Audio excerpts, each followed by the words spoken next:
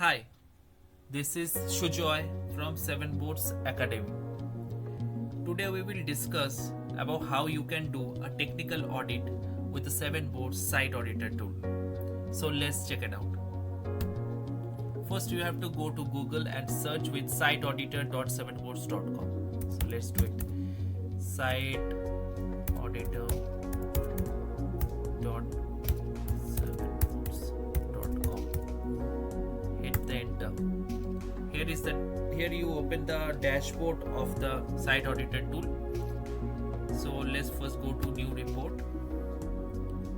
Here in this report section you have to put the URL of the website you want to do a technical audit.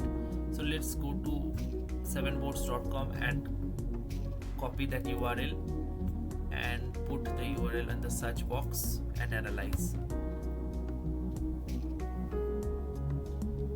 So it's here shown the report is generated. So let's view that, and here is the result.